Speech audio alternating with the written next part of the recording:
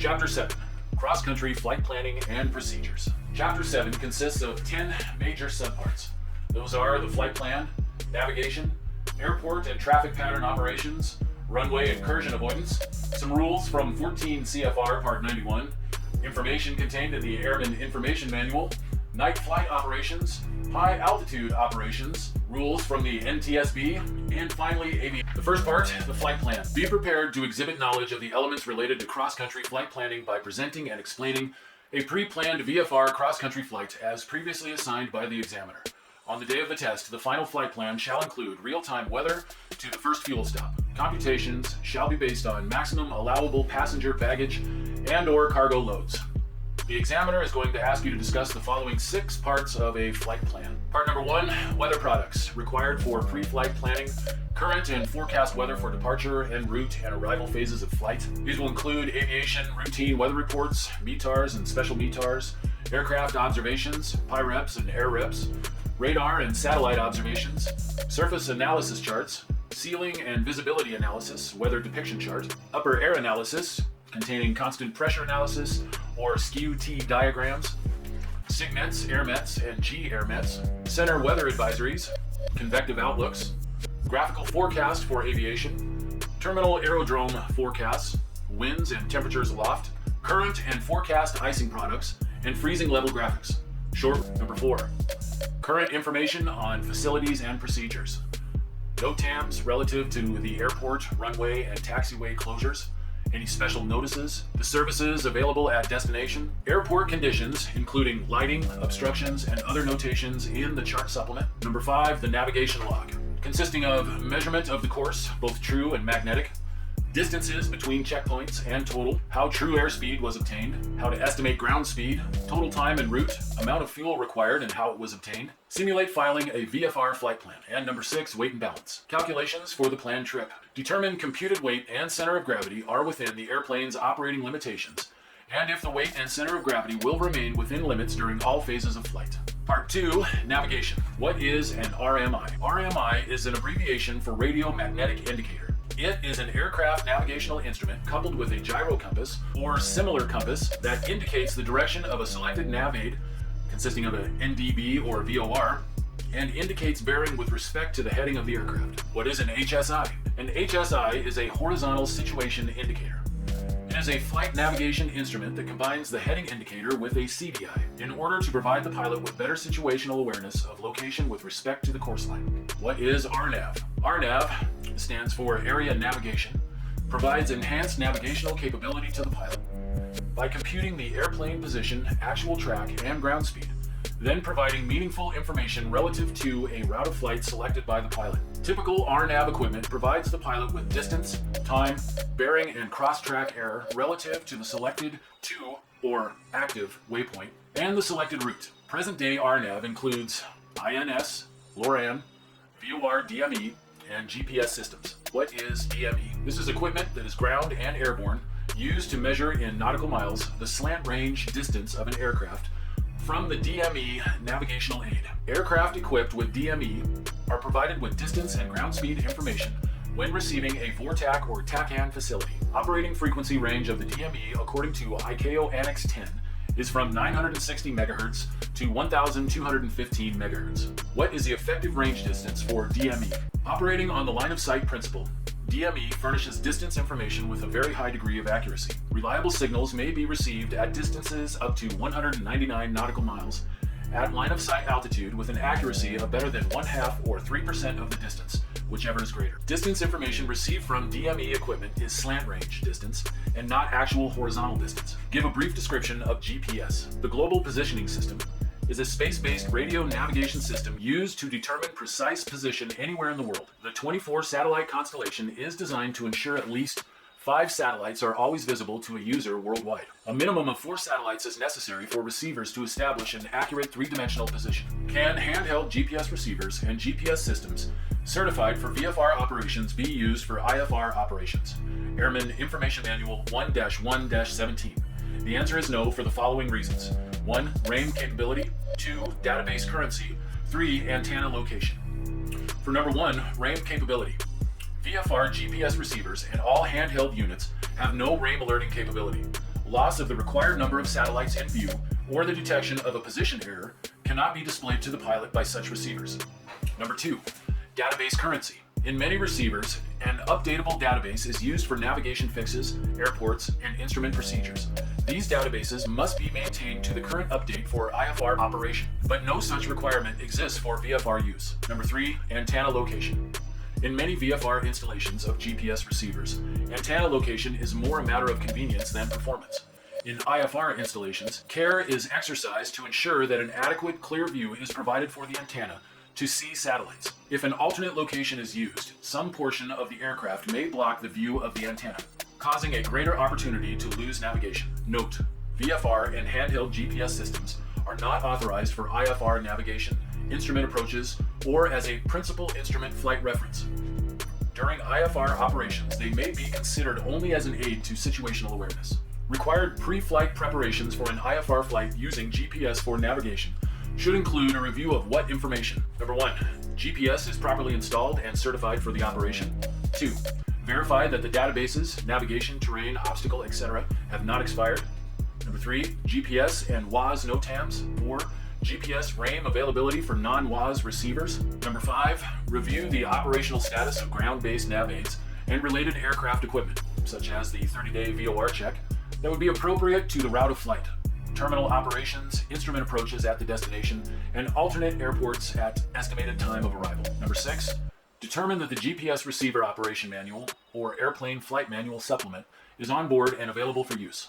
How often must electronic navigation databases used for IFR flight be updated? The navigation database is updated every 28 days. Obstacle databases may be updated every 56 days, and terrain and airport map databases are updated as needed. Within which frequency band does the VOR equipment operate? The VOR equipment operates in the very high frequency band, or VHF, at 108 through 117.95 megahertz. What are the different methods for checking the accuracy of VOR equipment? 14 CFR 91.191. A VOT check, plus or minus 4 degrees. A ground checkpoint, plus or minus 4 degrees. Airborne checkpoint, plus or minus 6 degrees. Dual VOR check, 4 degrees between each other. Or select a radial over a known ground point within plus or minus 6 degrees. A repair station can use a radiated test signal, but only the technician performing the test can make the entry in the logbook. What records must be kept concerning VOR checks? 14 CFR 91.171. Each person making a VOR check shall enter the date, place, and bearing error and sign the aircraft log or other reliable record. Where can a pilot find the location of the nearest VOT testing stations? From the AIM 1-1-4. Locations of airborne check stations, ground checkpoints, and VOTs are published in the chart supplement. How may the course sensitivity be checked on a VOR receiver? In addition to receiver tolerance checks required by regulations, course sensitivity may be checked by recording the number of degrees of change in the course selected as you rotate the OBS to move the CDI from center to the last dot on either side. The course selected should not exceed 10 or 12 degrees either side. How can a pilot determine if a VOR or VORTAC has been taken out of service for maintenance? Airman Information Manual 1-1-11. During periods of routine or emergency maintenance, coded identification, or code and voice where applicable, is removed from certain FAA nav aids.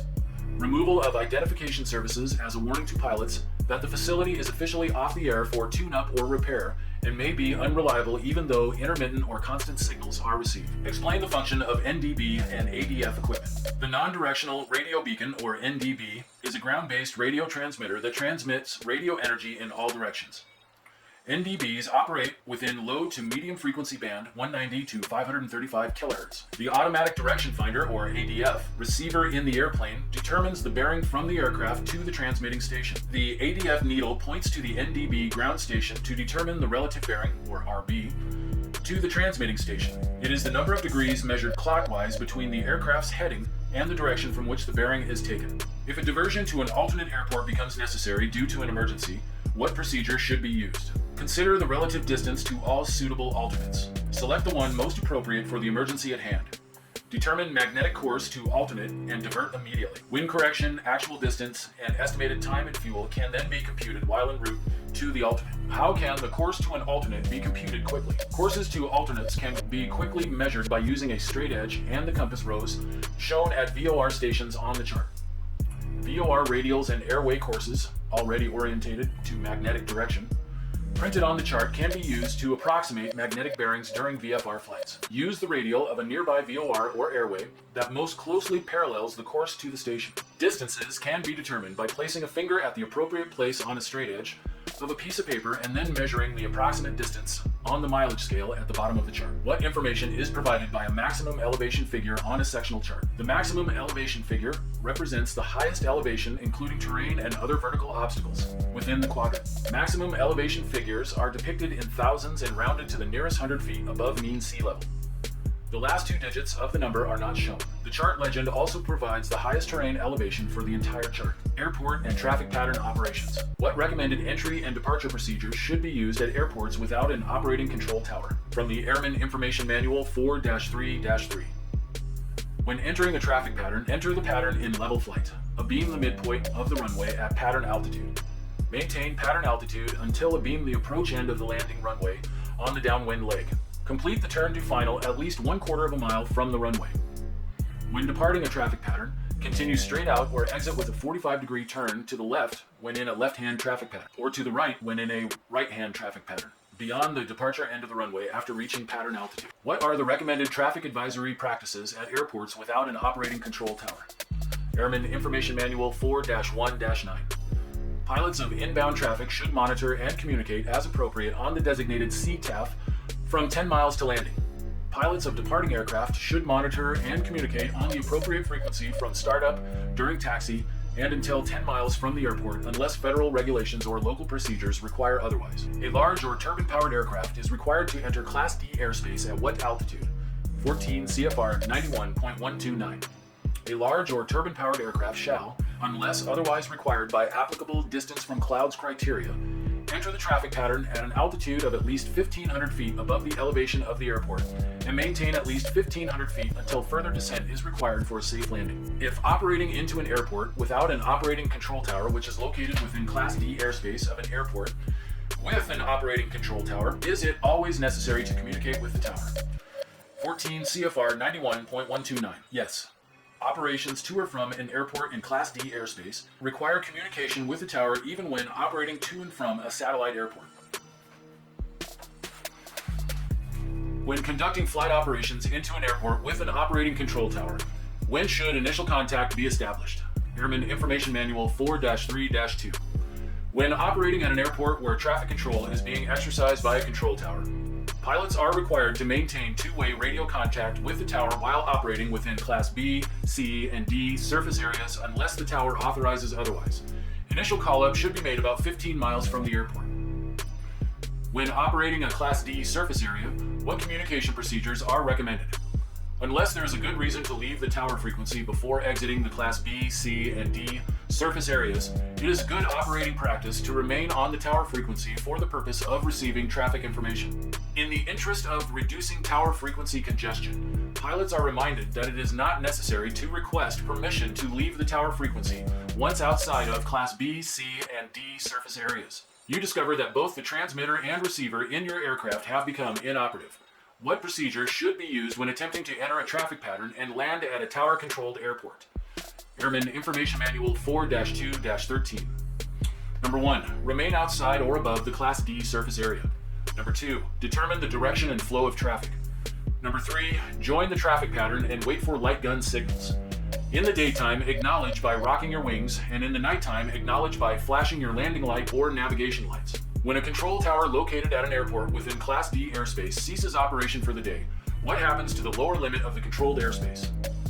During the hours the tower is not in operation, Class E surface area rules, or a combination of Class E rules down to 700 feet AGL and Class G rules to the surface will become applicable. Check the chart supplement for specifics. If the rotating beacon is on at an airport during daylight hours, what significance does this have? Airman Information Manual 2-1-10. In Class B, C, and D, and Class E surface areas, operation of the airport beacon during the hours of daylight often indicates that the ground visibility is less than 3 miles and/or the ceiling is less than 1,000 feet. ATC clearance in accordance with Part 91 is required for landing, takeoff, and flight in the traffic pattern. Pilots should not rely solely on the operation of the airport beacon to indicate if weather conditions are IFR or VFR. There is no regulatory requirement for daylight operation, and it is the pilot's responsibility to comply with proper pre-flight planning as required by 14 CFR Part 91. What are the various types of runway markings, and what do they consist of? Airman Information Manual 2-3-3. Runway designators. Runway number is the whole number nearest 1/10 the magnetic azimuth of the centerline of the runway, measured clockwise from magnetic north. Runway centerline marking identifies the center of the runway and provides alignment guidance during takeoff and landings. Consists of a line of uniformly spaced stripes and gaps. Runway aiming point marking serves as a visual aiming point for a landing aircraft. Two rectangular markings consist of a broad white stripe located on either side of the runway centerline and approximately 1,000 feet from the landing threshold. Runway touchdown zone markers. These identify the touchdown zone for landing operations and are coded to provide distance information in 500-foot increments. Groups of 1, 2, and 3 rectangular bars symmetrically arranged in pairs around the runway centerline. Runway side stripe markings. These delineate the edges of the runway and provide a visual contrast between runway and the abutting terrain or shoulders. Continuous white stripes located on each side of the runway. Runway shoulder markings may be used to supplement runway side stripes to identify pavement areas contiguous to the runway sides that are not intended for use by aircraft. These are painted yellow. Runway threshold markings used to help identify the beginning of the runway that is available for landing. There are two configurations, either 8 longitudinal stripes of uniform dimensions disposed symmetrically about the runway centerline, or the number of stripes is related to the runway width. What are the various types of taxiway markings and what do they consist of? Airman Information Manual 2-3-4. Markings for taxiways are yellow and consist of the following types. Taxiway centerline. A single continuous yellow line. Aircraft should be kept centered over this line during taxi. However, being centered on the centerline does not guarantee wingtip clearance of other aircraft or objects. Taxiway edge. Used to define the edge of taxiway. There's two types, continuous and dashed. Taxiway shoulder. Usually defined by taxiway edge markings and denotes the pavement unusable for aircraft. Surface painted taxiway direction. These are a yellow background with a black inscription. These supplement direction signs, or, when it's not possible, to provide a taxiway sign. Surface painted location signs. These have a black background with yellow inscription, and they supplement location signs. Geographic position markings, located at points along low visibility taxi routes, used to identify aircraft during low visibility operations.